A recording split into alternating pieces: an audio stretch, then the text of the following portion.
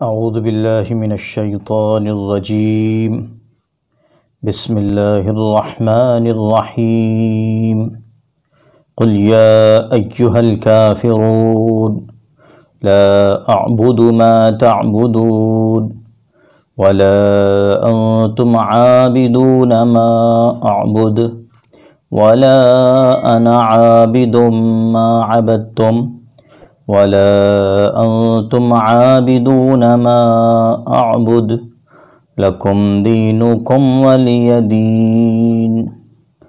شروع اللہ کے نام سے جو بہت مہربان نہایت رحم والا ہے۔ یہ بسم اللہ الرحمن الرحیم کا ترجمہ ہے۔ شروع اللہ کے نام سے جو بہت مہربان نہایت رحم والا ہے۔ قل یا ایہا الکافرون، اے نبی آپ کہہ دیجئے، قل اے نبی آپ کہہ دیجئے، اے کافرو، یا ایہا الکافرون اے کافرو، اے نبی آپ کہہ دیجئے اے کافرو، لا اعبد ما تعبدون، میں ان بتوں کی پوجا نہیں کرتا جن کی تم پوجا کرتے ہو، میں ان بتوں کی عبادت نہیں کرتا۔ لا اعبد ما تعبدون، میں ان بتوں کی عبادت نہیں کرتا جن کی تم عبادت کرتے ہو۔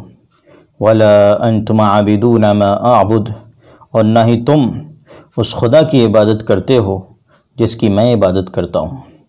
ولا انتم عابدون ما اعبد، اور نہ ہی تم اس خدا کی عبادت کرتے ہو جس کی میں عبادت کرتا ہوں۔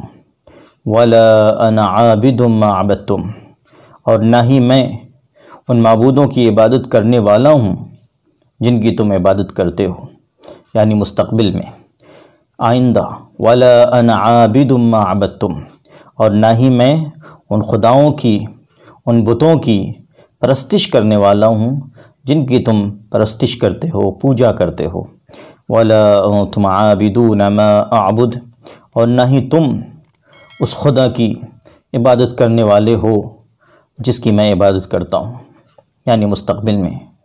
اس سے مراد وہ کفار اور وہ مشرکین ہیں جو اللہ کے علم میں ہمیشہ کے لیے دھتکارے ہوئے ہیں، اور اللہ پاک نے جن کے کفر کا فیصلہ فرما دیا ہے اور جن کی ایمان سے محرومی کا فیصلہ فرما دیا ہے وہ مراد ہیں۔ ولا انتم عابدون ما اعبد، اور نہ ہی تم اس خدا کی عبادت کرنے والے ہو جس کی میں عبادت کرتا ہوں۔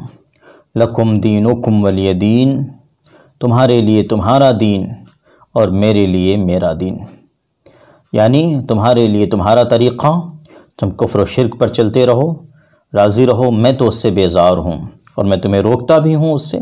ولی دین، اور میرے لیے میرا دین ہے، میری اطاعت ہے، میری توحید ہے۔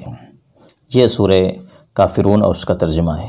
اب آگے سورہ اخلاص دیکھیے۔ بسم اللہ الرحمن الرحیم قل هو اللہ احد اللہ الصمد لم یلد ولم یولد ولم یکن له کفوا احد۔ قل هو اللہ احد، اے نبی وہ اللہ ایک ہے، هو اللہ احد، وہ اللہ ایک ہے۔ اے نبی کہہ دیجئے وہ اللہ ایک ہے۔ اللہ الصمد، اللہ بے نیاز ہے، اسے کسی کی ضرورت نہیں، سب اس کے محتاج ہیں۔ اللہ الصمد، اللہ بے نیاز ہے۔ لم یلد ولم یولد، وہ نہ کسی کا باپ ہے نہ کسی کا بیٹا ہے۔ لم یلد ولم یولد، وہ نہ کسی کا باپ ہے نہ کسی کا بیٹا ہے۔ ولم یکن لہ کفوا احد، اور نہ ہی کوئی اس کا ہمسر ہے، نہ ہی کوئی، ولم یکن لہ کفوا احد، اور نہ ہی کوئی اس کا ہمسر ہے۔ بسم اللہ الرحمن الرحیم۔ یہ دیکھیے سورہ فلق۔